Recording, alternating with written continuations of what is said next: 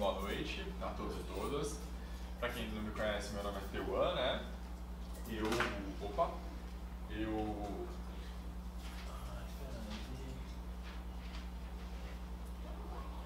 Tudo bem. Eu tô sem microfone. Não, não, agora acho que mudou. Tá. Mudou. Pode falar, né? Ótimo. Então, gente, junto com muitas pessoas queridas, somos voluntários aqui no curso Popular da Defensoria. Eu sei que estão começando novos alunos agora nesse semestre, né?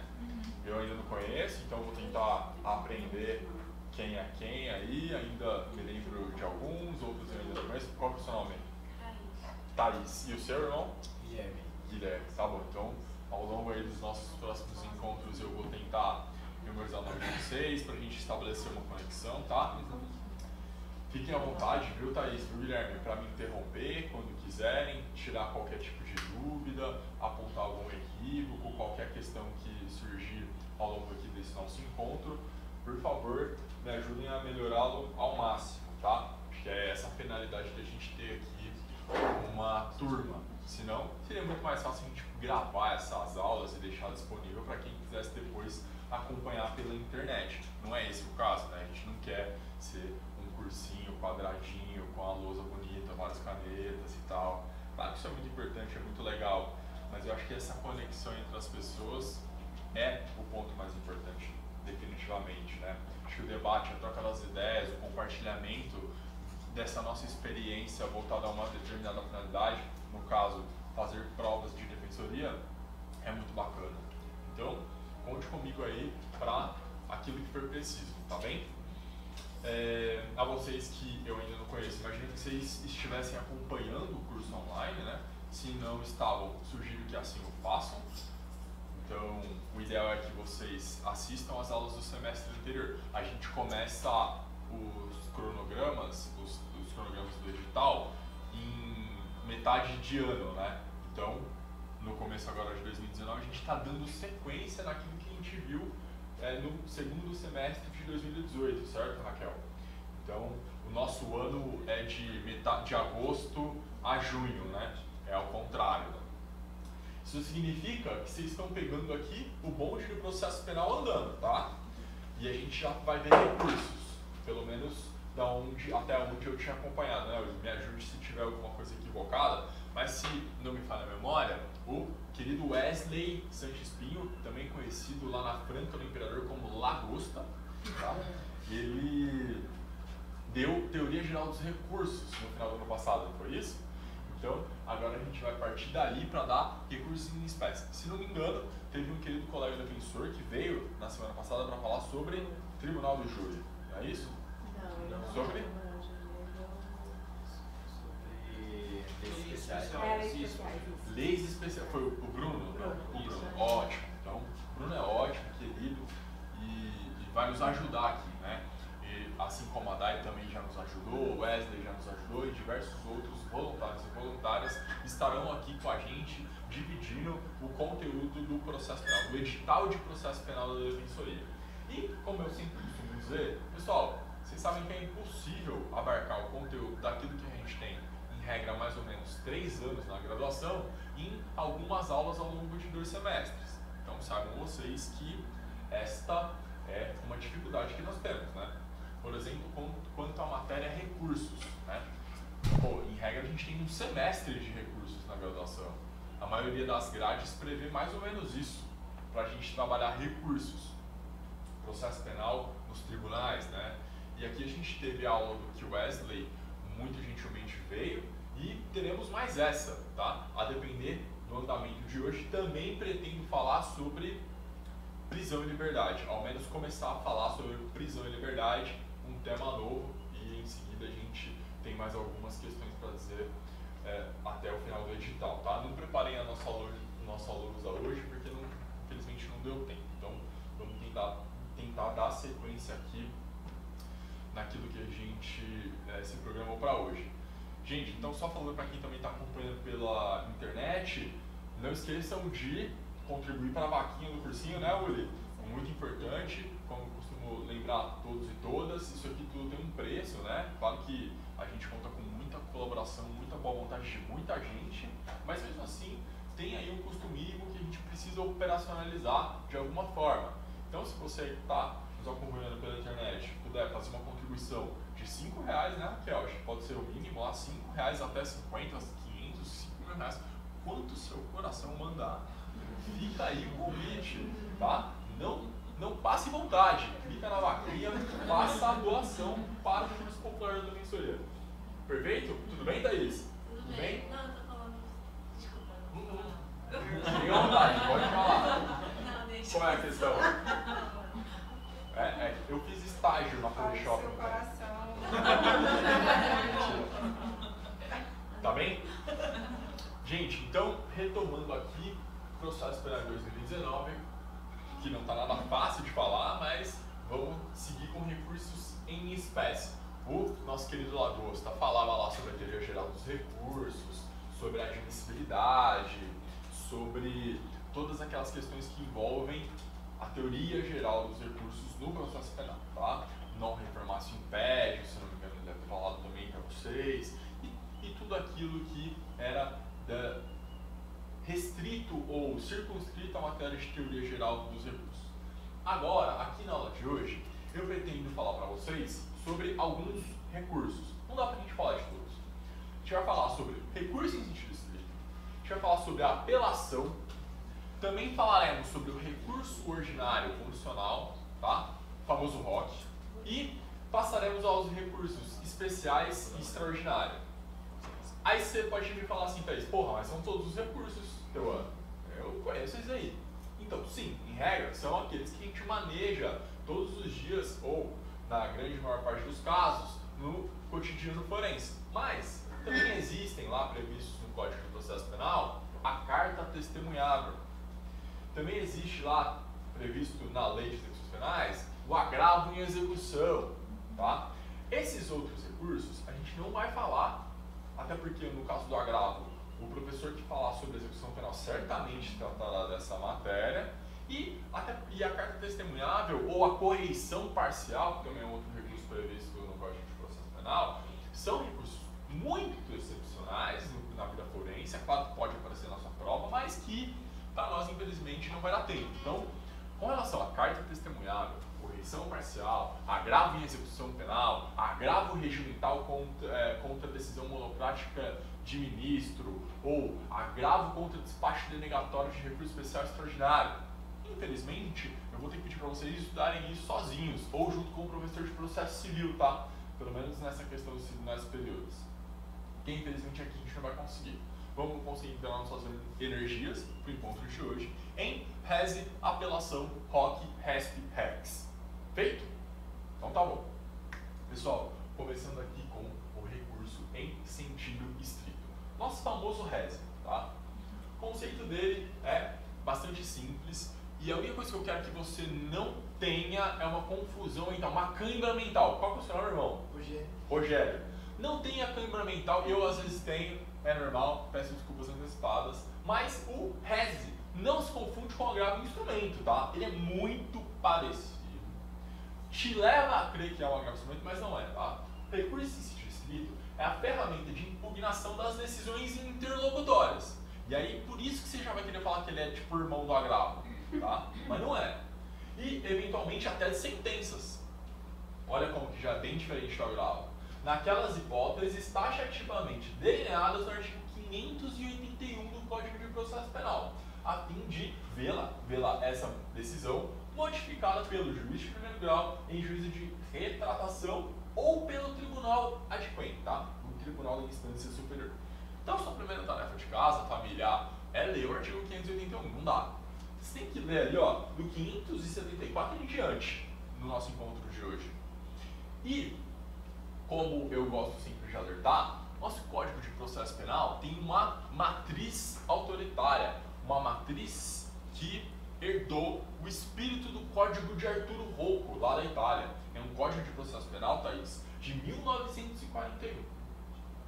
E é a partir dali que se construiu toda a sistemática dos recursos, que sofreu pouquíssimas alterações ao longo desse tempo todo, tá?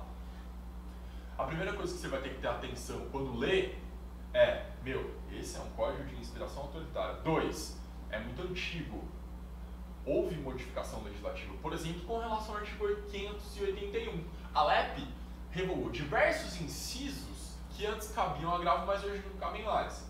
Quando você estiver lendo seu Vademecum, tenho certeza que você vai ver uma remissãozinha embaixo do editor. Quase todos os Vademecums têm uma remissão do editor, dizendo lá que a Lei de Execuções Penais alterou aquele inciso. A Lei 7.780, de 89, revogou tais e tais incisos, tá? Vocês vão ver isso, desculpa, não é essa lei, é a LEP mesmo, que revogou diversos dos incisos aqui presentes no artigo 581. Antes cabia rese, agora não cabe mais, cabe agravo em execução naquelas hipóteses previstas. A gente vai ver isso mais à frente, tá bom? Então, é para isso, recurso em sentido estrito. Tem o primeiro momento, que é chamado de juízo de retratação, onde o próprio juiz que recebe o recurso tem a possibilidade de mudar de opinião, né? De repente ele também sofreu uma cãibra mental, na hora que ele recebe o recurso ele resolve mudar de opinião. O juiz muda de opinião, família? Não. O juiz tem posição minoritária, é voto vencido, obter dictum, mas nunca está errado, né? Nunca muda de opinião assim, desse jeito bonito que a gente gosta de ver no debate público, né? Infelizmente. E depois, feito o juízo de retratação, o juiz remete o recurso ao tribunal adjunto. A gente vai ver o procedimento, o cabimento, tá? Vamos lá. Primeira coisa que vocês têm que ter em mente, pessoal, é que é um recurso ordinário. E isso significa que não é um recurso extraordinário, tá?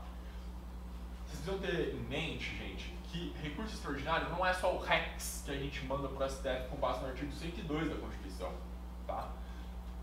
O RESP e o REX, em regra, são recursos extraordinários. Ou seja, o recurso especial e o recurso extraordinário são recursos extraordinários. Isso porque as instâncias dos tribunais superiores, Brasília, STJ e STF, são instâncias extraordinárias. E as instâncias ordinárias são aquelas que estão ali inferiores. O TJ ou TRF e a primeira instância, tá? Então o RESE, muito embora seja um recurso a tribunal, ele é um recurso ordinário, porque ele vai para um tribunal ordinário e não vai para um tribunal extraordinário, tá? Logo, esse RESE vai para um TRF ou para um TJ. E isso significa também que pode haver, por ser um recurso ordinário, a reapreciação de matéria fática e de direito, tá? Essa é uma questão bastante delicada na matéria de recursos em espécie, mas a gente vai ver isso com calma, principalmente quando falarmos sobre REX e RESP, tá?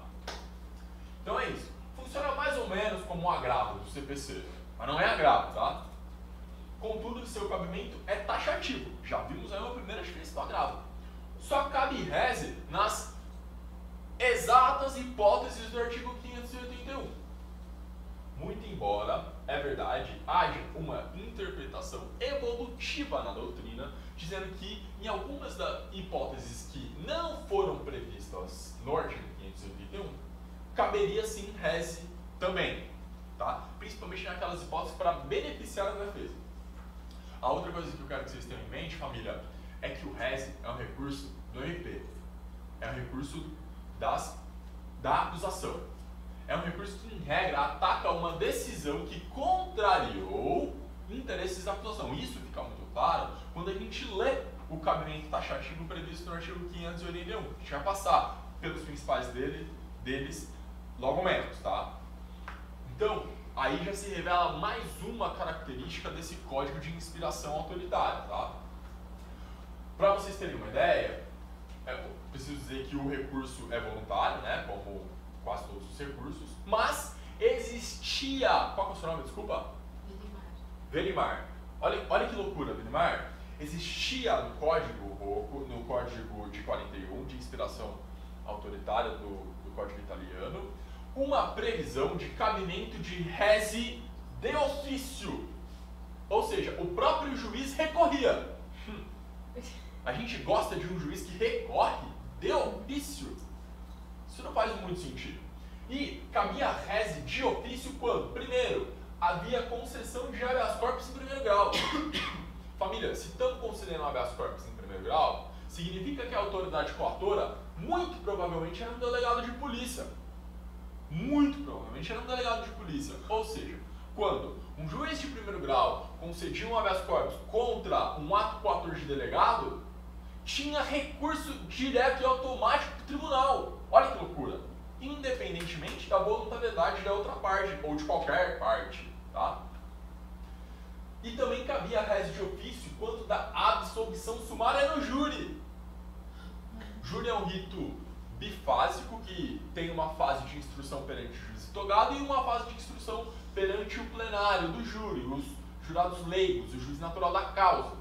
Quando, nesse intermédio, vinha uma decisão de absolvição sumária, logo após a instrução que ocorria perante o juiz togado, automaticamente tinha rese contra essa absolvição sumária.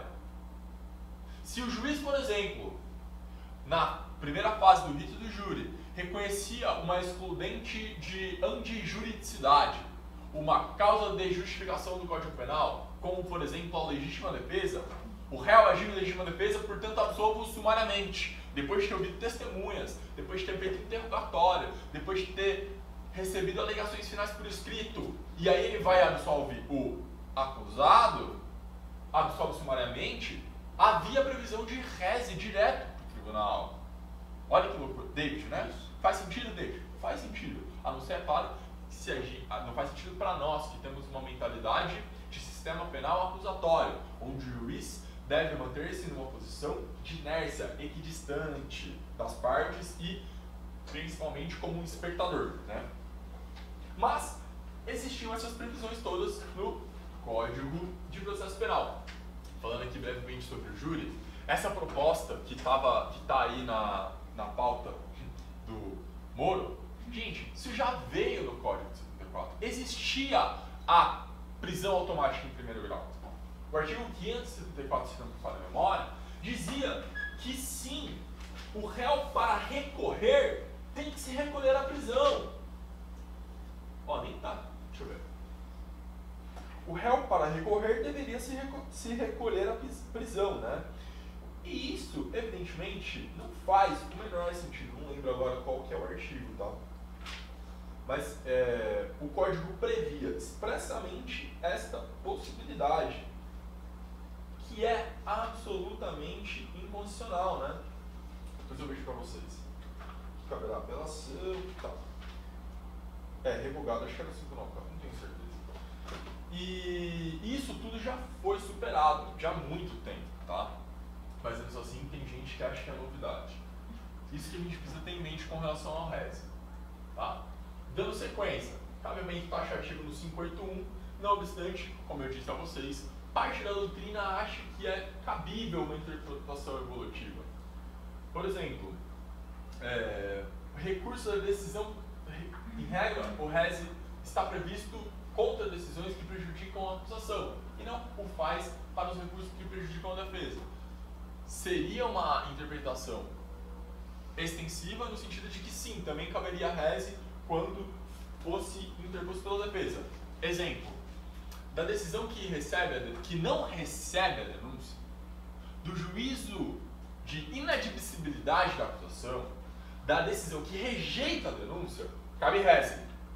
Mas da decisão que admite a denúncia, da decisão que recebe a acusação e determina a situação do réu para responder no prazo de 10 dias, não está previsto nenhum recurso. Em regra, se a gente quer atacar a decisão de recebimento da denúncia, o que a gente tem que fazer, família?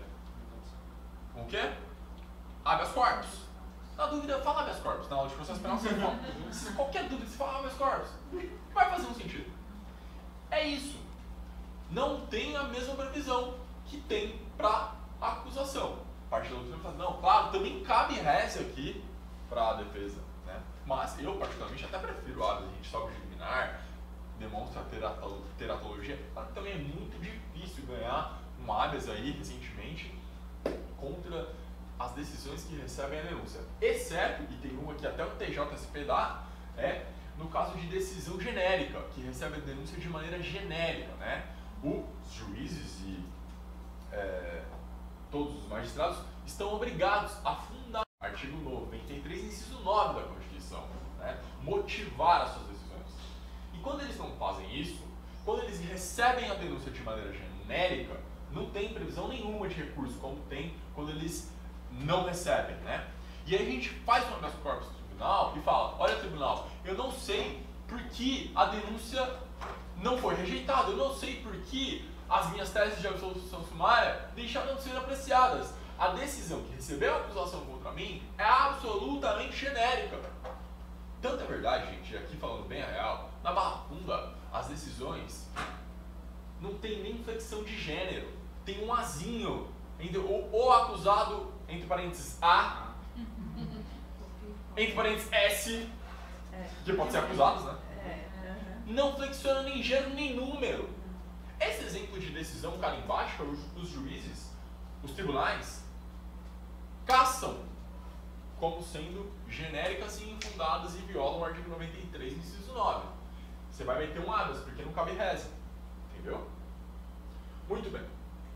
Dando aqui seguimento, pessoal, vamos passar então por algumas das hipóteses lá do artigo 581 que eu considero que dá pra gente fazer alguns comentários. Tudo bem? Veri? Posso te chamar de Veri? É isso? Então tá bom. Thaís, Veri, David, Julie, Raquel. Estão muito bem. Gente, a primeira hipótese que eu quero comentar para vocês é contra a decisão que não receber a denúncia ao queijo. Estavam comentando até agora. Essa é uma decisão que tem caráter interlocutória mista terminativa. Quem sai perdendo aqui é a acusação. Portanto, ela é recorrível, né? Já demonstra péssimo sinal do nosso legislador processual penal. Como eu estava dizendo, na decisão que recebe a denúncia, temos um entendimento de que se trata apenas de mero despacho. Afinal de contas, não é terminativa. Apesar da doutrina considerar sim uma interlocutória simples. E o Código não previu o cabimento de nenhum recurso, uma decisão irrecorrível. A gente gosta de decisões irrecorríveis, pessoal? Não. Toda decisão tem que ser recorrível. Afinal de contas, é necessário fazer um juízo sobre o juízo. É isso que significa recursos. Rever o curso. Um julgamento sobre o julgamento. Se é uma decisão, se é um despacho de caráter, de conteúdo decisório, de caráter decisório, ela precisa ter, né? Né, Uli, quer falar? Não, também teria que caber pra defesa. Tem que caber, né? Teria que caber. Mas em regra não cabe, tá? Não vou iludir vocês não. Se você fizer um reze, vão falar até que você não estudou direito. Doutor, você não sabe que é taxativo o artigo 51? Porra, doutor, como que você passou na B? Passou no concurso? Tá? Enfim. Nesse caso, como é uma decisão que não prevê recurso, vamos de habeas corpus para pedir o trancamento do processo, para pedir a anulação, cassação da decisão de primeiro grau que recebeu genericamente a denúncia, por exemplo, tá? Pessoal, importante destacar que se for uma hipótese de crime que não prevê uma sanção de privação ou restrição da liberdade, prevendo apenas multa, daí a gente não vai poder subir esse habeas. Olha que dificuldade que a gente está criando aqui, Thaís. Como não tem um recurso específico, como a gente vai fazer? Não tem recurso específico, mas minha liberdade não está ameaçada também, nem mesmo indiretamente. Porque afinal de contas, ainda que eu seja condenado nesse processo, eu sou uma pessoa jurídica, por exemplo, ou a pena que é combinada em abstrato para este tipo penal que está sendo imputado nesta denúncia que foi recebida genericamente contra mim, é uma pena de multa. Portanto, também não expõe a minha liberdade a perigo. Logo, não caberia o habeas. E aí a gente fica sem nada, né? Porque não tem recurso previsto em lei e não cabe habeas. Daí a gente tem que ir pelo bom e velho mandado de segurança. Certo, pessoal? Certo, Thaís? Entendeu aqui a dinâmica da hipótese de nenhum recurso é cabível, não cabe habeas corpus, então a gente só pode ir mesmo de mandado de segurança. Exato. Quando a pena combinada em abstrato para aquele tipo penal que está sendo imputado contra mim e que foi recebida de maneira genérica por uma magistrada, por um magistrado, o que eu faço? Não tem resto previsto para essa hipótese. Droga, só posso fazer então um habeas. Poxa, mas também não cabe habeas porque minha liberdade não está ameaçada. Afinal de contas, a combinação em abstrato não é de privação da liberdade ou de restrição dos direitos. É só de multa até. Então, nesse caso, nessa hipótese, Vamos de mandado de segurança. Tudo certo? Ótimo. Pessoal, ainda falando sobre essa possibilidade. Imaginemos nós que de fato aconteceu isso. O juiz rejeitou a denúncia. E o Ministério Público foi lá, Uli, fez o quê? Recorreu. Né? Ministério Público interpôs o reze. Juiz, diante daquele reze, não fez o juízo de retratação. Desculpa, meu irmão, qual é o seu nome? Guilherme. Não houve juízo de retratação. Ótimo, o juiz vai mandar esse recurso para o tribunal. O que vai acontecer? Quem é que vai angularizar o contraditório, David? Quem é que vai apresentar as contrarrazões desse recurso? Porque, afinal de contas, só há o despacho de citação se a inicial é recebida. O despacho de citação para apresentação de resposta à acusação em 10 dias, na forma do 396, só ocorre, em regra, no primeiro recebimento, né? Por conta da mesóclise e da discórdia prevista lá no Código de Processo Penal, no 396A, só ocorre se há o recebimento da denúncia. Nessa hipótese, o juiz não recebeu a denúncia, não citou o réu não sabe que é réu. Não há processo para ele. Ele não foi citado. Portanto, ele não foi comunicado, ele não foi cientificado que ele precisa compor uma relação processual penal. O que fazer? Nessa hipótese, o STF editou a súmula 707, dizendo o seguinte: constitui nulidade, é difícil uma súmula que fala isso, a falta de intimação do denunciado, que não é citado ainda, para oferecer contrarrazões ao reze interposto contra a rejeição de denúncia, não suprindo a mera nomeação do defensor dativo. Estamos falando aqui da gente, hein? Tá? Hipótese de incidência da defensoria pública. Olha o que vai acontecer, gente. Tá tomando uma água. Gente, rejeitou a denúncia. O Ministério Público meteu um reze. O réu não sabe que é réu, não foi citado. Olha essa hipótese. O STF está dizendo que mesmo antes da citação, nem fui citado, não há relação processual penal para mim. Eu vou ser intimado para apresentar contra-razões do recurso em sigilo estrito. Pode ser que seu cliente, seu assistido, chegue para você uma intimação para apresentar um reze. Meu, nem sabia que eu estava sendo processado, já tem que apresentar um reze no tribunal. Existe essa hipótese. Tá aí essa hipótese. Tá bom? É isso que manda a súmula 707. O que costumava acontecer é o seguinte: o réu não sabia que era réu, o Ministério Público metia um reze, o juiz nomeava um dativo, que afinal de contas não tem ninguém ali, né? Na relação processual. E aí o dativo apresentava contrarrazões de reze com base em nada, né Raquel? Não conhece o réu, nunca viu o réu afinal de contas não foi citado.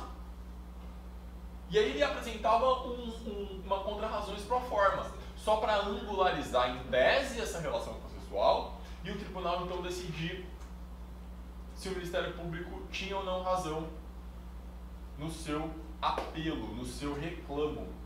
Certo? Entendeu até aí? Tranquilo? Sem probleminha? Tá bom. Dando sequência aqui, pessoal, uma pequena observação que, como é uma exceção, é bom saber, né? Na Lei 9.099, no caso de juizado especial, não caberá reze, diferentemente do rito comum ordinário. Na hipótese de rejeição da inicial acusatória, que pode até ser uma queixa, não caberá reze, diferentemente da regra geral. Caberá apelação, na forma do artigo 82 da Lei 9.099. Pegaram essa exceção? Guilherme, a gente gosta de exceções? Não gosta. Mas infelizmente são elas que costumam aparecer na nossa prova. Você vai ter na sua cabeça que contra a rejeição da denúncia cabe em reze, porque de fato cabe na ampla maioria dos casos. Só que ele vai te contar uma história triste de uma denúncia que foi rejeitada, mas o crime que está sendo imputado naquela denúncia, ele vai contar bem rapidamente, que é um crime de menor potencial ofensivo. E aí você não vai perceber e vai dizer que a resposta correta contra a rejeição daquela denúncia é um reze, mas na verdade é apelação, porque o tipo penal imputado é uma infração de Certo? Ótimo.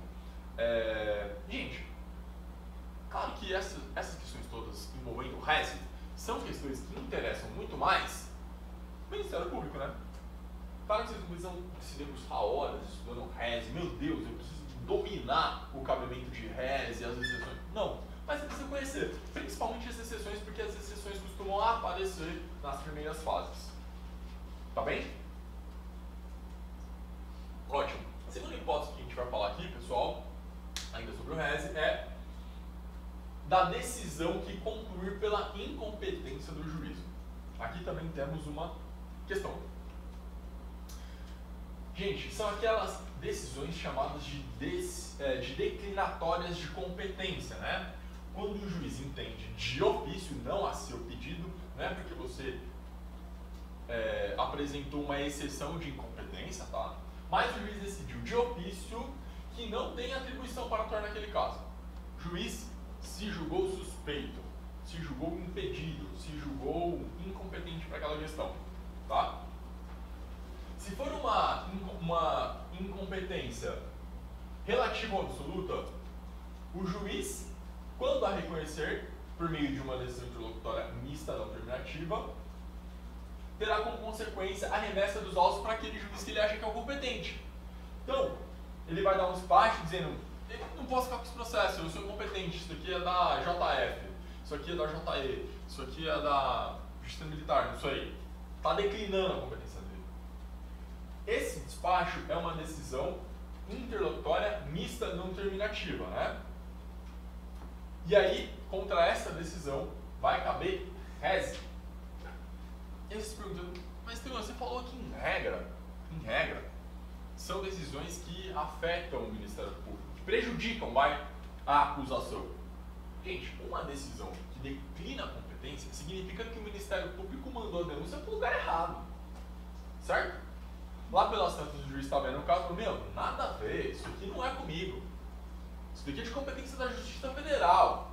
Ministério Público. Aí o juiz falou: não, claro que não, acertei, você está vendo coisa que não existe. Tá certo? Então também é uma decisão que prejudica a acusação.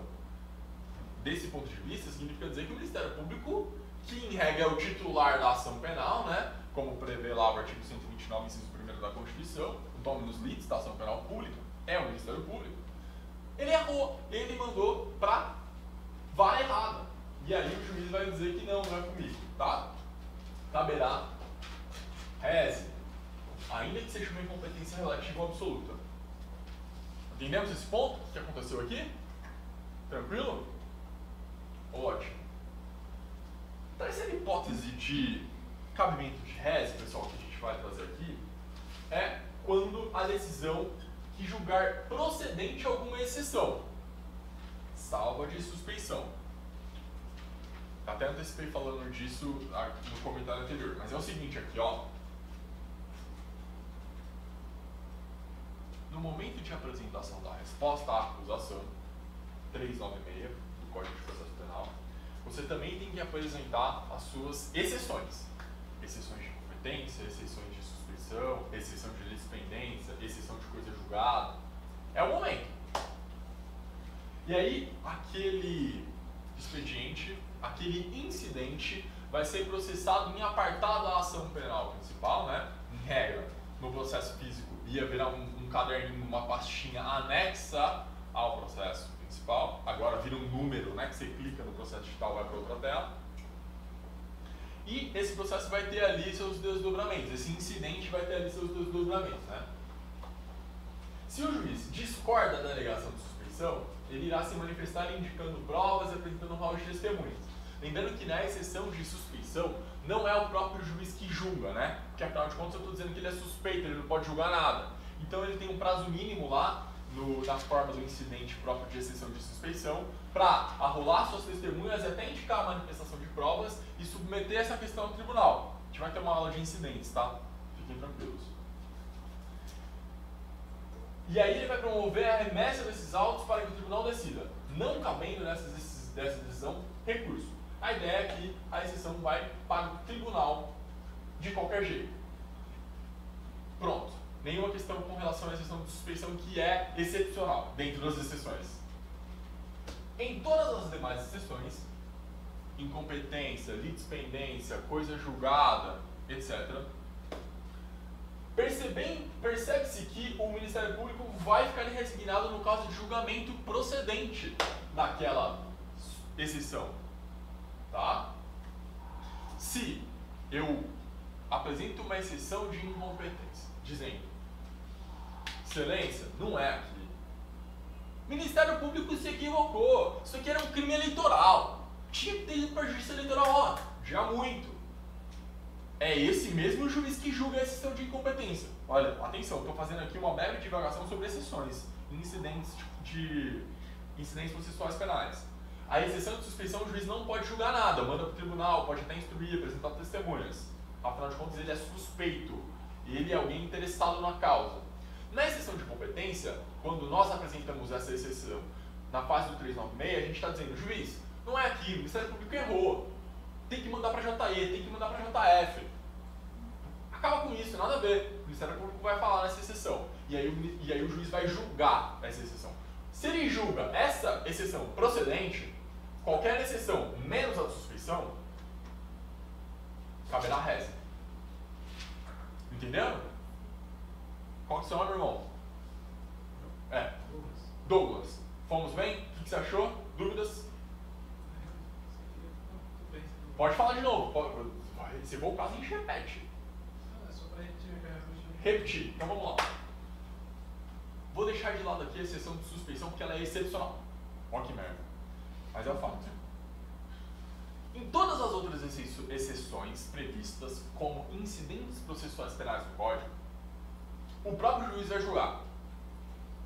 Nessa hipótese, quando o próprio juiz julgar essa exceção que, em regra, nós, defesa, apresentaremos na fase do 396, se for procedente, ou seja, se o juiz falar, realmente não é aqui, o Ministério Público mandou denúncia para o lugar errado, a defesa está certa, julgo procedente a exceção de incompetência, julgo procedente a exceção de coisa julgada, julgo procedente a exceção de litispendência. Nesse caso, o Ministério Público perdeu, porque ou ele meteu uma denúncia num caso que já foi julgado no passado, ou ele meteu uma denúncia num caso que já está sendo processado em outra vara, ou ele meteu uma denúncia no lugar errado, que, era na JE ou na JF, ele meteu na estadual. Nesse caso, o Ministério Público errou, está prejudicado nessa. Essa é uma decisão interlocutória mista não terminativa, porque vai mandar para JE, vai mandar para JF, vai mandar para a vara que está sendo processado tudo. Certo? Portanto, contra esta decisão que julga procedente alguma exceção, salvo a de suspeição, que é excepcional dentre as exceções, caberá reze, recurso em sentido estrito, posto que o fato de ter sido julgado procedente denota um erro do parquet. Tudo bem? É difícil, Douglas. Talvez a sua dificuldade maior seja porque a gente ainda não viu aqui incidentes processuais penais. Certo? Deu uma clareada? Depois, se quiser, a gente pode conversar sobre isso, não tem problema nenhum. Podem per... Qual que é o seu irmão? Thiago. Pode falar, Thiago. Por gentileza, essa suspeição, no caso, é semelhante a exceção, por exemplo, é semelhante a preliminar no caso civil? Não tem nada a ver uma coisa com a outra? Então, tem a ver. Porque, de fato, não é o mérito da ação. A gente não está falando que isto é um mérito. Mas, em regra, preliminares são outras coisas que a gente alega que não mérito. Preliminar. Por exemplo, quando você vai transar, tem um mérito, mas tem ali as preliminares, não é mesmo?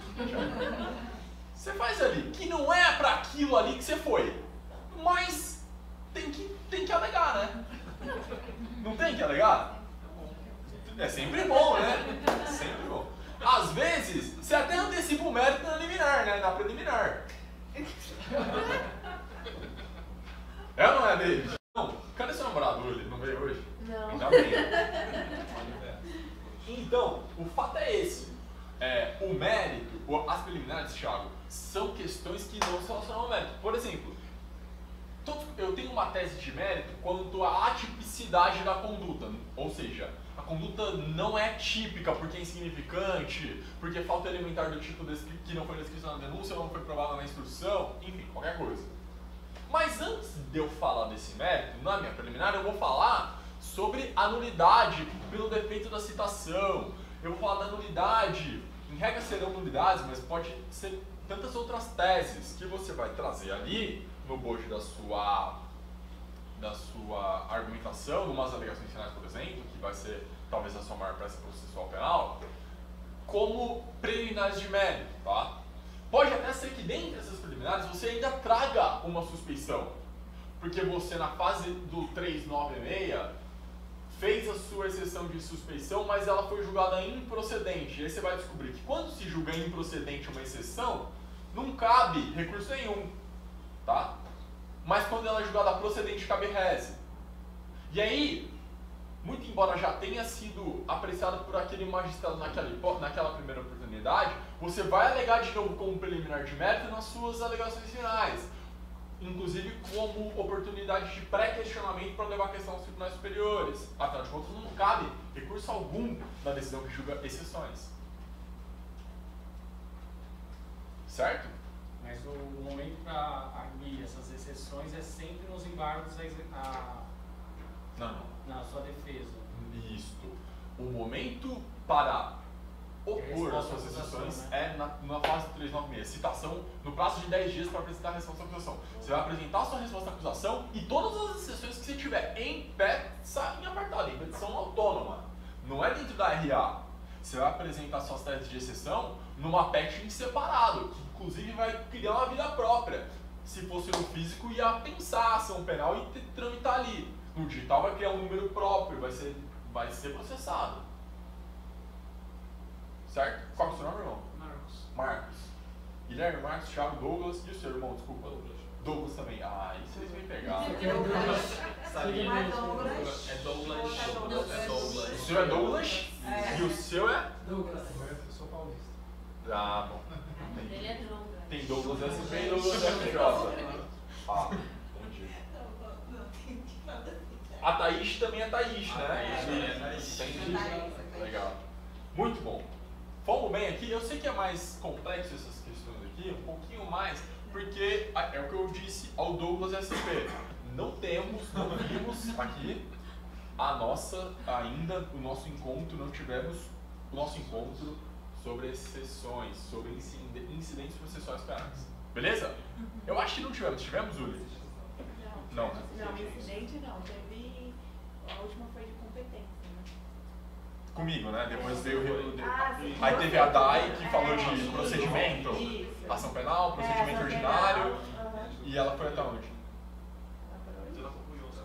Concluiu ação penal e procedimento, não? Sim. Tá. E aí o Lagosta falou de ter já os recursos e a gente já continuou isso. Show? Seu nome? Ellen. Ótimo. Perfeito? Tudo bem, Douglas SP? Vamos nessa. Gente, também cabe rese contra a decisão de pronúncia. E aí esse talvez seja o rese que nós da defesa mais faremos. Tá bom, Thaís? Porque aqui, ó, estamos falando de uma decisão que prejudica o réu. Afinal de contas, o réu foi pronunciado. Significa dizer que no rito bifásico do júri, houve uma decisão que encerrou a primeira fase. Uma decisão de pronúncia, uma decisão que reconheceu a existência de indícios suficientes de autoria e materialidade a submeter aquele acusado ao julgamento perante o Tribunal Popular. Contra essa decisão de pronúncia, cabe rese, recurso distrito. Cabe rese tanto para a acusação, que pode querer recorrer pelo reconhecimento de alguma qualificadora que veio veiculada na denúncia, mas que foi afastada na pronúncia. E aí o Ministério Público vai de rese também. Nós, do mesmo jeito, não queremos que este rese caminhe. Não queremos que esta pronúncia caminhe. Afinal de contas, estamos indo para o tribunal, para um plenário do júri. Então, antes da confirmação da pronúncia cabe reze. E só é possível a submissão do acusado a plenário após a confirmação da pronúncia. Isso significa após o trânsito em julgado desse reze. Significa dizer que eu vou fazer um reze contra a pronúncia. Esse reze vai ser julgado pelo TJ ou pelo TRE, pode ser um júri federal. Contra este acórdão da segunda instância, eu posso fazer um REX e um RESP, certo? Para o STJ e para o STF. E enquanto esses recursos extraordinários, porque os dois são extraordinários, já que vão para tribunais superiores, instâncias superiores, portanto, extraordinárias, enquanto esses recursos não forem definitivamente julgados, significa que a gente não tem a confirmação da pronúncia. Portanto, não é possível a submissão do acusado a plenário. Tá? Esse é um dos principais motivos pelos quais os tribunais do júri demoram muito para ocorrer. Esses recursos demoram anos tramitando nos tribunais superiores. Tá? E a gente vai falar disso também. Sobre o direito de defesa e o direito de recurso. Tá? Não é chicana. Está previsto em lei, meu amigo. Se eu interponho um recurso é porque está na lei. Não é porque eu quero atrasar o processo. É porque é meu direito. E é direito nosso, de todos nós, dos cidadãos, contra o poder punitivo estatal, tá? Não caiam nessa de que tem muito recurso no processo penal. Também é mentira, vocês vão ver. Somado todos os recursos possíveis e que, em regra, a gente maneja dentro de um processo penal, se não me engano, todos os prazos dá mais ou menos, e aí eu incluo o prazo de RA e alegações, dá mais ou menos 66 dias. Douglas, SP, 66 dias.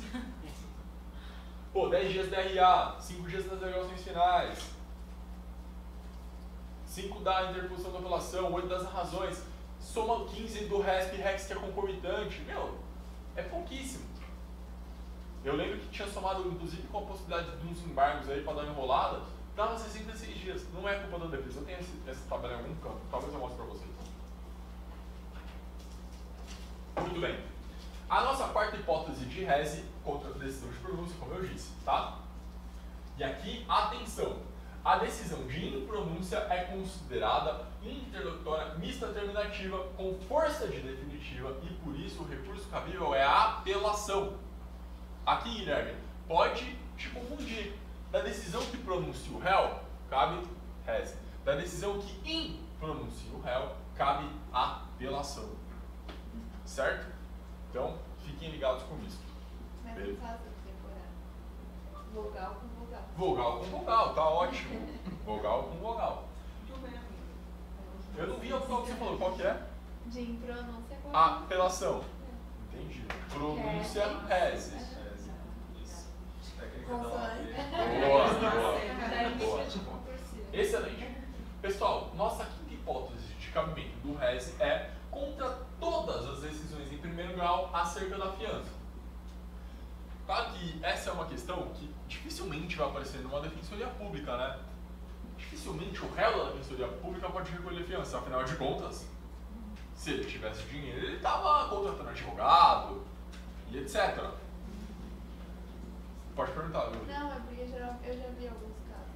Existe, não estou dizendo que não existe. Por exemplo, eu me lembro aqui agora, num caso que ficou famoso em 2016 ou 2017, já não me recordo, em que um réu assistido pela defensoria pública teve a sua prisão preventiva decretada, houve a concessão de liberdade provisória mediante fiança, que era de um salário mínimo, alguma coisa assim.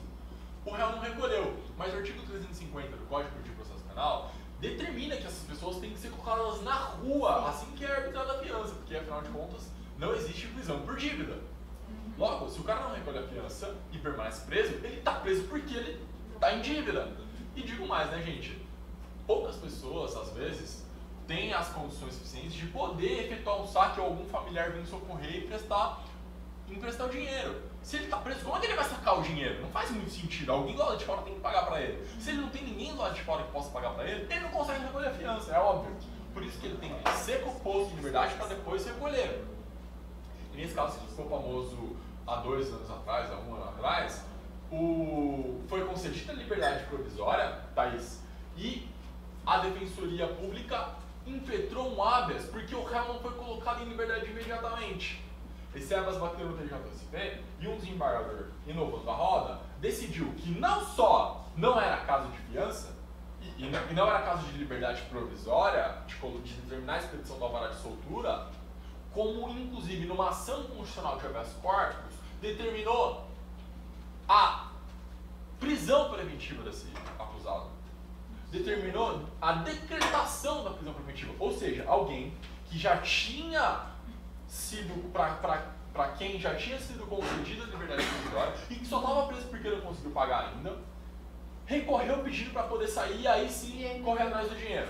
Chegou no tribunal, o tribunal falou não, nem era caso de ter arbitrado essa fiança, portanto, decreta a prisão preventiva, violando o princípio do non reformatio impedius, desvirtuando a finalidade precípua do habeas corpus enquanto instrumento institucional da liberdade.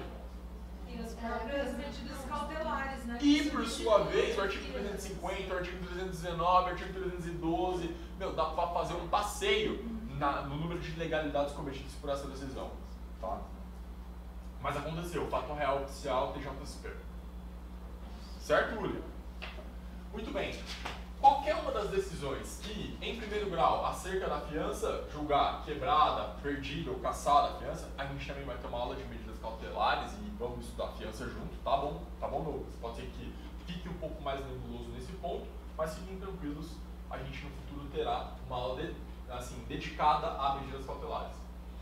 Todas essas decisões que firmam matéria sobre fiança são recorríveis em sentido estrito, independentemente de seu conteúdo, que conceda, arbitre, negue, casse ou julgue idônea a fiança. Tem todas as naturezas de decisão interlocutória simples. Mas você pode falar, nossa, mas você acabou de contar uma história em que a defensoria meteu um habeas. Claro, seria muito mais eficiente, muito mais rápido. Eu peço uma liminar pro TJ, que nesse caso foi até pior, né? Mas é muito mais... O cara ainda tá preso, família.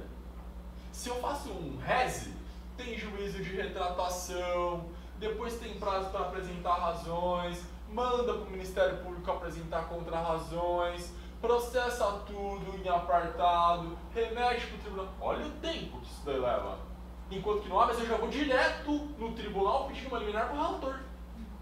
Faz muito mais sentido, principalmente no caso em que há concessão da fiança e não há a expedição do alvará de soltura. Perfeito? Ótimo. Aqui, pessoal, para a parte da doutrina, caberia contra a decisão de perda da fiança o recurso de agravo em execução. Uma questão minoritária, mas aqui estamos falando já de uma ação penal que transitou em julgado e aí julgou a perda da fiança. Isto é, o réu era culpado, no curso da ação penal foi concedida a liberdade provisória mediante fiança e depois disso, já na execução penal, foi decidida a perda da fiança, daquele valor que ele acautelou como garantia do juiz para poder ficar na liberdade. Nessa hipótese, se você achou que foi injusto esse perdimento da sua fiança após a sua condenação, estamos na fase de execução penal. Seria o caso de agravo em execução. Entenderam isso? Tranquilo? Também é uma exceção rara, não é muito comum. Nunca vi, pra ser bem sincero. Tá bem? Ótimo. Pessoal, uma das nossas últimas hipóteses aqui do cabimento do reze é contra a decisão que indefere requerimento de preventiva. Veja quem está perdendo nessa ideia, hein? Prestem bem atenção. Indefere o requerimento da preventiva ou revogue a prisão preventiva, bem como aquela que concede a liberdade provisória ou relaxe a prisão em flagrante. Ou seja, estamos diante de hipóteses em que o Ministério Público queria o réu preso e o juiz discordou do Ministério Público. Contra esta decisão que manteve a liberdade do réu em detrimento do pedido acusatório, cabe reze pelo MP. Certo, Guilherme? Aqui, ó, são decisões relativas à prisão cautelar do acusado. Enquanto que para nós, contra todas essas decisões em sentido inverso, isto é, da decisão que decreta a preventiva, do flagrante que é homologado pela autoridade policial, da decisão que não revoga a preventiva a partir de um pedido da defesa, por excesso de prazo, por exemplo, contra todas essas decisões que não concedem a liberdade provisória à pessoa acusada, caberá do nosso lado, família, o quê? Habeas, certo? Que afinal de contas não tem a mesma previsão do rese. E aqui eu nem tô achando ruim, hein? Porque afinal de contas o nosso constituinte está preso e a tramitação de um rese é muito mais lenta do que a tramitação de um HC. Certo, Douglas RJ? Perfeito. Pessoal, aqui também tem uma interpretação evolutiva no sentido de que caberia rese contra a decisão que nega alguma medida cautelar. Medida cautelar prevista lá no artigo 319 do Código de Processo Penal. As medidas cautelares diversas da prisão. Certo? Douglas, certo, Davi? Aqui, essas medidas cautelares que antes não estavam previstas no Código e que foram inseridas pela Lei 12.403 de 2011. Contra essa decisão que indefere as medidas cautelares também é aí uma interpretação evolutiva, muito embora não prevista no rol taxativo do artigo 581, a possibilidade do cabimento de rese. Pode voltar só essa parte, eu não entendi essa exceção que você deu. Vamos lá. Por favor. Só cabe rese dessas decisões aí que determinam que não determinam, que não acolhem o pedido ministerial de prisão, certo? O Ministério Público quer prender a pessoa, ó, inciso 9. Da decisão que indeferir o pedido de reconhecimento. Ah, não é essa. Tá, que conceder, negar ou revogar. Só um minuto aqui, deixa eu ver o inciso. É o 5. É o 5. Que conceder, negar, arbitrar, cassar ou julgar em menor fiança. Esse já foi, né? Conceder, aqui é o 5 mesmo. Indeferir requerimento de prisão preventiva ou revogá-la. Conceder liberdade provisória ou relaxar a prisão em flagrante. Você percebe que quando esse inciso foi escrito, as únicas possibilidades de cautelares pessoais que estavam na cabeça do legislador eram as cautelares pessoais de restrição da liberdade, de privação da liberdade, as prisões, em flagrante ou preventiva, certo? Em 2011, por meio da Lei 2.403, foi introduzido no Código de Processo Penal 9 outras medidas cautelares pessoais. Comparecimento periódico em juízo, monitoramento eletrônico, afastamento da função pública e tantas outras. A doutrina vai dizer, olha, aqui a gente tem que ler esse inciso de uma maneira evolutiva. Naquela época não tinha essas medidas cautelares. Então, se o Ministério Público requer ao juiz a imposição de uma medida cautelar de monitoramento eletrônico e o juiz indefere, não caberia rese, porque não está no inciso, correto? No inciso 5 do 581. Mas aí a doutrina vai propor uma interpretação evolutiva para superar o rol taxativo em detrimento da acusação, em detrimento da defesa, vale dizer, para poder permitir o cabimento de rese não só quando o juiz indefere prisão preventiva, mas também quando o juiz indefere outras medidas cautelares ali previstas no artigo 319. Obrigada. Certo? Qual é o seu nome mesmo? Desculpa. Amanda. Amanda, estou tentando. Obrigada. Imagina. E aí, gente, quando é favorável, a decisão vai ser atacada via HC. Perfeito? Não precisa deixar de acertar isso, somos amigos. Estamos estabelecendo uma relação linda, intermediária pelo crime. É a parte prática mesmo, dessa parte aí. Como o Ministério Público ele faz o recurso, aí fica suspensa assim, a liberdade da pessoa. Não, ele está em liberdade, certo? Não, aqui quando defere a preventiva, aí No Ministério Público não vai recorrer, né? Aí é a gente que se deu mal. Ah, não. Entendeu?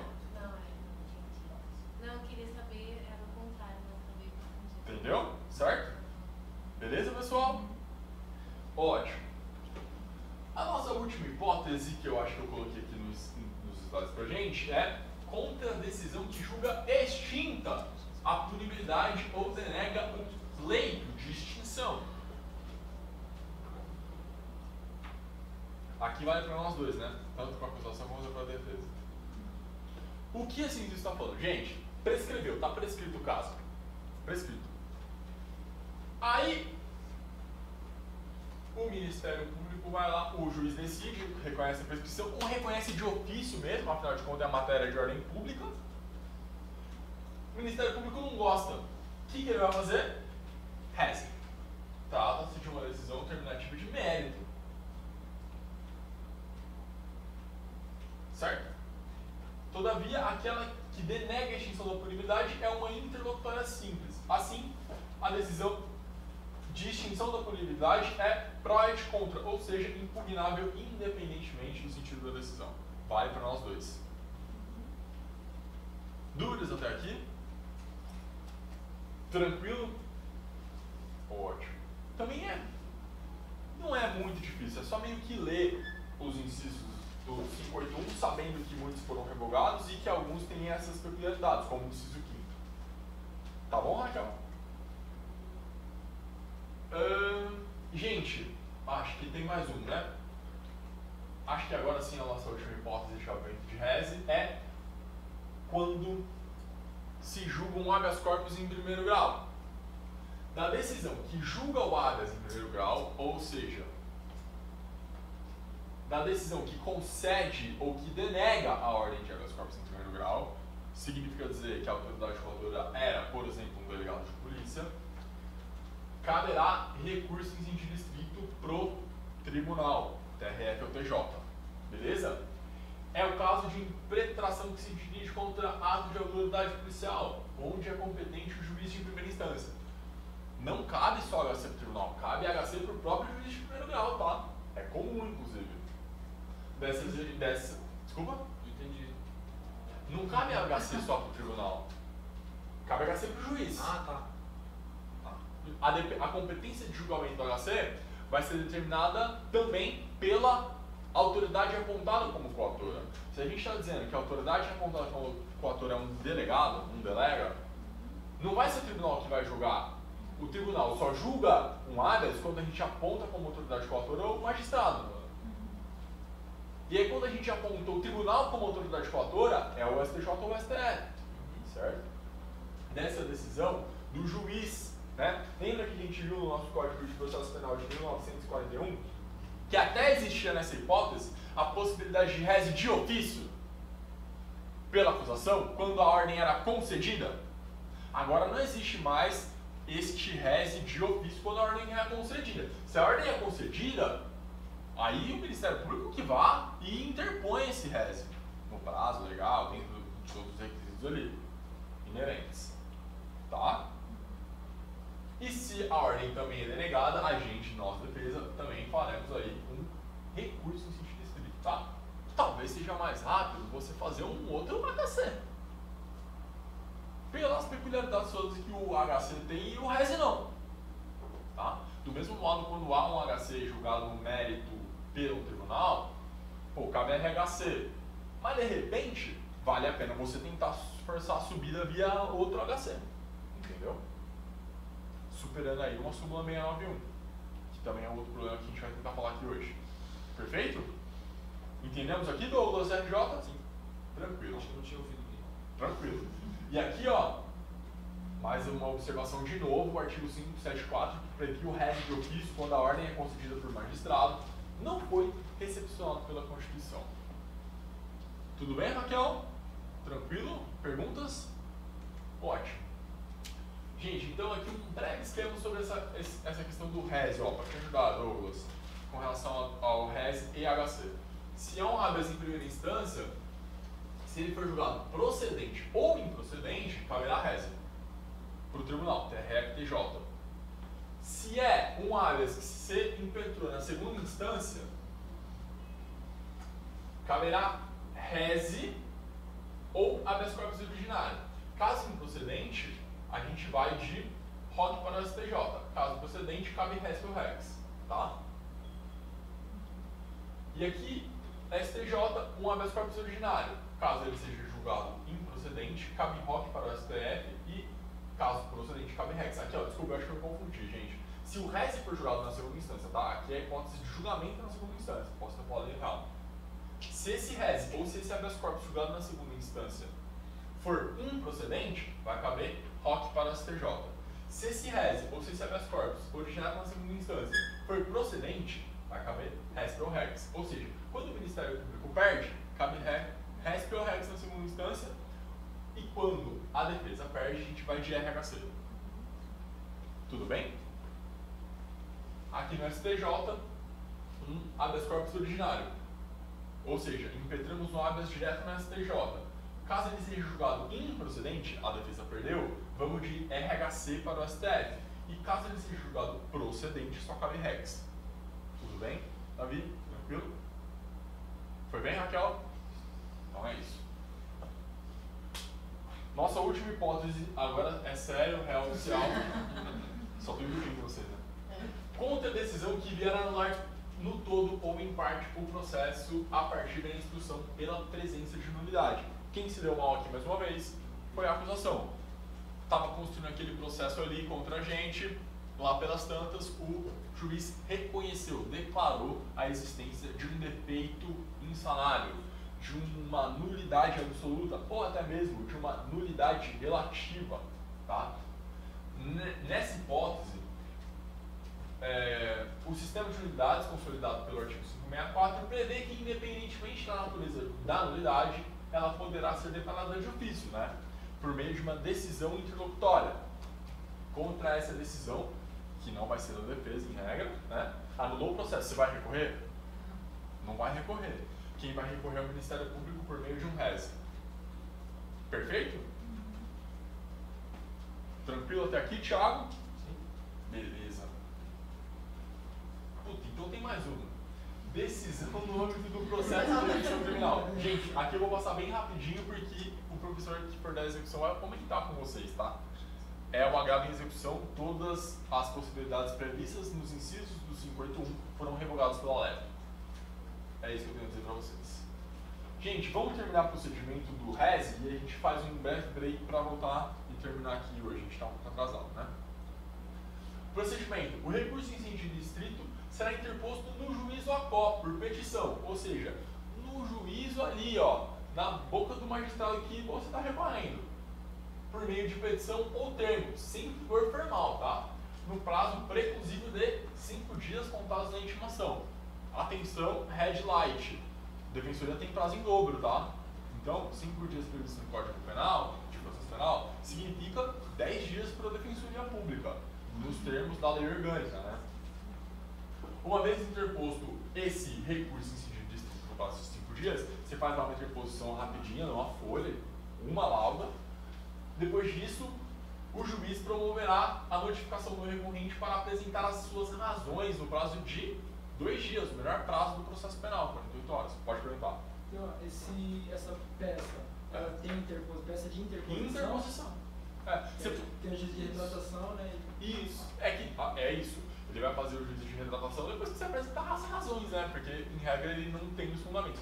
Se você já interpõe com as razões, ele já faz o juízo de retratação. Aí, mas tem diferença no prazo? Por exemplo, 5? Aí você perdeu 2. Não. Ah, tá. Porque se você interpõe já com as razões, perdeu 2, né? Você interpõe em 5. E aí vai depender também se o réu está preso, se o réu está solto, você quer que andar mais rápido, mais devagar, entendeu? Lembrando que a gente tem que ter um olhar de processo penal enquanto um jogo, né? Como fala o professor Alexandre de Moraes da Rosa. O timing do processo é muito importante. Muito importante, vocês não têm ideia. Eu acho que é uma das coisas mais importantes do processo penal. O momento que você vai pedir a coisa, para quem você vai pedir a coisa, como você vai pedir. Quem é a pessoa que vai receber o seu pedido? O que ela pensa? Ela é mais garantista? Ela tem uma cabeça finalista da teoria do delito? Uma cabeça funcionalista? Ela sabe o que é imputação objetiva? Ela adota a teoria da nulidade sem que o juiz não se declara? Será que eu posso erguer uma nulidade ou não nesse tribunal? Isso tudo vai depender do seu timing. Bom, eu sei que esse recurso em sentido estrito é completamente sem sorte de ser julgado provido, mas eu vou ganhar um tempo, então eu vou interpor aqui, porque afinal de contas a prescrição está logo dobrando na esquina. Você vai manobrando ali, é difícil. Cada caso se desenvolve uma estratégia para aquele processo. Você vai ter que sentir ali qual é que é. Se você já vai interpor as razões ou não. Entendeu? É isso. Uma vez interposta o recurso, né? Petição de interposição simples interessada para o juiz, caberá promover a notificação do recorrente para que apresente as razões desse recurso em 48 horas, menor prazo do processo penal, para este que não é preclusivo. E aí, outra coisa muito boa, tá? No processo penal, até muito tempo atrás, meio que não existia prazo. Até 2008, assim. Meio que não existia prazo. Porque a defesa é obrigatória, né? Então meio que não tem o que você perder. Você só tinha que não perder o prazo de apelação naquela época. De apelação. E também agora você não pode perder o prazo de resposta à acusação, né? Que daí vai precluir suas exceções e vai precluir as suas provas, suas testemunhas, suas perícias, as suas diligências todas que você pode pedir na fase 1396. Então, esses dois prazos meio que você não pode perder. Agora, se você não apresentar alegações formais, você perdeu o prazo, o juiz vai te intimar, vai te dar uma multa, você vai recorrer. Tem uma discussão no AB que o juiz não pode arbitrar muito contra o advogado, nem contra o defensor, contra ninguém, na verdade. Então, meio que não dá nada. Mas os prazos recursais são desses que dá problema. Se você não interpõe o recurso, precluiu. Vai transitar em julgado a decisão. Então, a interposição é peremptória. Você tem que interpor sobre risco de sobre pena de preclusão. Mas as razões não. Depois que você já interpôs, se você apresentar as razões fora do prazo, meio que não dá nada, tá? Meio que não dá nada. Não vou iludir assim, vez ou outra, apresentei as razões já 1, 2 dias ali atrasado. Quem nunca, né? Quando a gente falar de apelação, eu vou falar da modalidade de apresentação das razões no parágrafo 4º. Não sei se qual que é o nome, Marcos. Logo a gente vai falar sobre a possibilidade de apresentação de razões perante o tribunal na forma do artigo 600, parágrafo 4º do CPP, que também vai depender da estratégia que você está executando no seu processo. Tá? Então é isso. 2 dias, se você perder esse prazo, eu vou te dizer que não dá nada, mas se você falar que foi eu que disse, eu nego. Após a juntada das razões... Não, tá gravando, né? Óbvio que não. Tô brincando, gente. Apresentem, cumpram seus prazos. Após a juntada das razões, cabe ao juiz notificar a parte contrária, vulgo Ministério Público ou Defesa, para apresentar contra-razões também no prazo impróprio de 2 dias. O que é prazo impróprio? Prazo sem sanção significa nada, conforme diz o professor Aurélio. Prazo impróprio? Prazo impróprio não é nada, né? Beleza, Raquel? Aliás, já adianto, os promotas não cumprem esse prazo de 2 dias. Também, outro prazo que ninguém cumpre, e que daí ninguém fala nada, né? O promotor tem que apresentar parecer em habeas corpus em 2 dias. Não apresenta, o procurador de justiça no TJ, não apresenta, né? Até porque, primeiro que nem deveria existir esse tal do parecerista, mas tudo bem, no habeas corpus eu até entendo. Mas, ninguém cumpre esse prazo, às vezes demora 1 mês, 3 meses, existe prazo de 3 meses no Código de Processo Penal? Não existe, mas nos tribunais, os procuradores apresentam seus pareceres 3 meses depois. Isso que é um habeas corpus, né? Tutela da liberdade, muitas das vezes réu preso e tal. Enfim. Procedimento do seu RES, hein? Vocês vão sair daqui, tipo, não querendo nunca mais ouvir falar de RES. Mas esse é o objetivo. Eu saí aqui já querendo nunca mais. Ô, Thiago, não fala assim. Não, é Douglas, Thiago Serra. Ah, foi o Douglas que falou isso? Foi. Pô, Douglas, como assim, cara? Relação linda que a gente está construindo aqui por meio do RES. Ó, será interposto no juízo do ACOM por petição ou termo, pode ser no termo da audiência, se acontecer ali uma possibilidade, uma causa, né, do rol taxativo, sem rigor formal, prazo preclusivo de 5 dias contados na intimação da decisão. Uma vez interposto, caberá ao juiz promover a notificação, repetiu, né? Falamos sobre isso. Os autos, então, serão concluídos ao juiz, que em 2 dias poderá ratificar a decisão proferida, remetendo os autos para o tribunal apreciar o recurso, ou então reconhecer a sua cãibra mental, se retratar da decisão proferida. É o chamado efeito iterativo. Tá bem? Nessa hipótese, quando o juiz exercer a retratação, nunca vi, só ouvi falar, a parte agora sucumbente, aquela que tinha apresentado as suas contra-razões, passa a ser recorrente, que era recorrido, passa a ser recorrente. Ele, por meio de petição simples, poderá converter as suas contrarrazões em razões. Ele poderá converter a sua posição de recorrido, de quem apresentou contrarrazões, em recorrente, tá bem? Por meio de uma mera petição. Desde que, né, a decisão atacada, vergastada, fruto da reforma, comporte também esse recurso. Desde que aquela decisão seja uma daquelas hipóteses duplas de cabimento para a defesa e para a acusação, né? Entenderam o que eu disse aqui? Muitas das vezes só cabe reze para acusação, mas pode ser que seja uma hipótese de reze que caiba para acusação e defesa.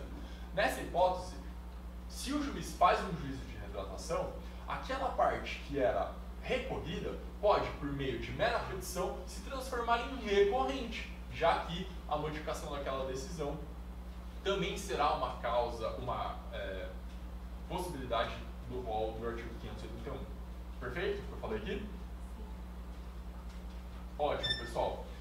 Caso contrário, evidentemente, a parte sucumbente deverá se valer de uma ação autônoma de repugnação. Na parte que era recorrida e recorrente, ela interpõe esse recurso no juiz atual? Não. Estamos tudo aqui na primeira instância.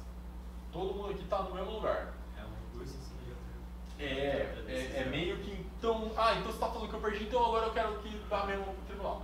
Tipo, o Ministério Público interpôs um reze. O juiz promoveu um juízo de retratação. Essa era uma daquelas decisões que cabe reze tanto para a denúncia, tanto para a acusação quanto para a defesa. Eu que tinha apresentado contrarrazões ao reze do MP, agora saí da posição de recorrido e fui para a posição de recorrente. Por meio de uma mera posição para o próprio juiz, eu falo, não, agora vai mandar tudo para o tribunal mesmo. Agora também eu quero que leia tudo isso aí. Entendeu? E aí a pessoa sai da posição de recorrente e vai para a posição de recorrida. E vice-versa.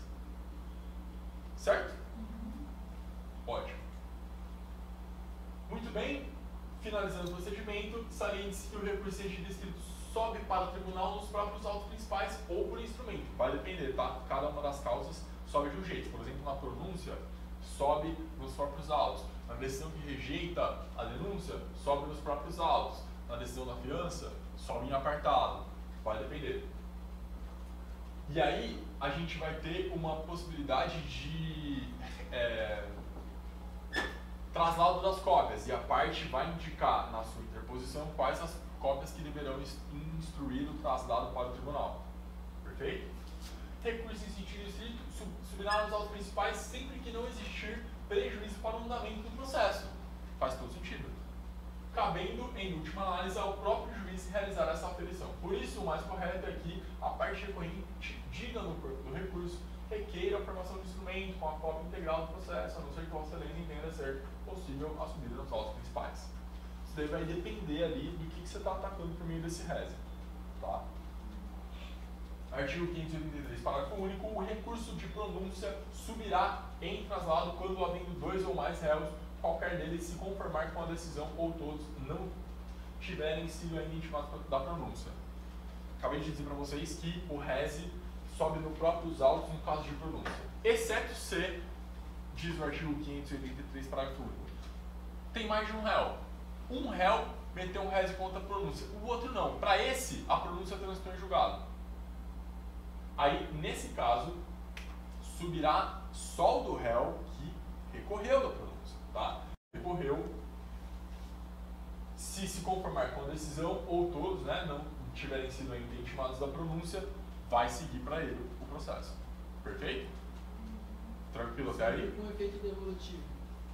O reze, em regra, tem efeito devolutivo. Mas aqui é uma hipótese em que o polo passivo da ação penal é múltiplo, tem mais de um réu. Um só faz o reze. Só para esse vai subir, entendeu? Para o outro não. E aí nessa hipótese vai por traslado, especificamente por causa da pronúncia. Essa é a exceção. Como só um réu se indignou contra a pronúncia, só vai subir para ele. Faz sentido. Se for favorável, aproveita só ele também. Regra do artigo 580, teoria geral dos recursos. Cabe o efeito extensivo, se não for por uma questão subjetiva daquele réu que recorreu. Do tipo, o réu que recorreu pedia o reconhecimento da prescrição porque ele tem mais de 70 anos e, portanto, para ele a prescrição é pela metade.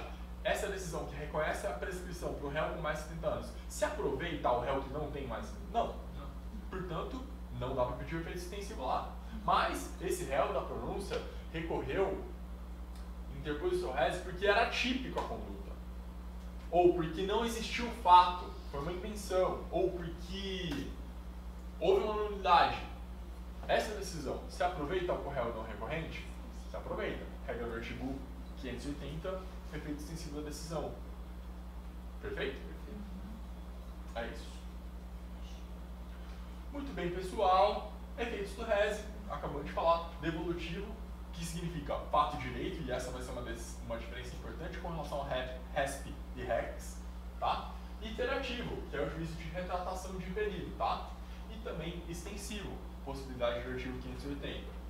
Em certos casos, o reze também possui efeito suspensivo, né? Naquelas hipóteses em que o processo não vai seguir mais, tendo em vista expressas disposições do CPP. Quando para impugnar a quebra ou perda da fiança, dá para fazer um pedido de suspensão da execução da fiança, por exemplo. Contra a decisão de pronúncia, acabamos de falar, previsão específica do CPP. Contra a denegação ou deserção da apelação, raríssimo isso, tá? Enfim, gente, reze, acho que falamos tudo que era possível. Nessa aí, quase 1h30. Perguntas sobre reze? Amanda? Não, obrigada. Douglas? Thiago? Rogério? Não? Guilherme? Uli? Então, muito bem, pessoal. Vamos fazer um pequeno intervalo. A gente volta, né? A gente está com um horário um pouco apertado, porque afinal de contas o trânsito estava muito intenso hoje e cheguei atrasado para trabalhar. E a gente volta para falar sobre apelação.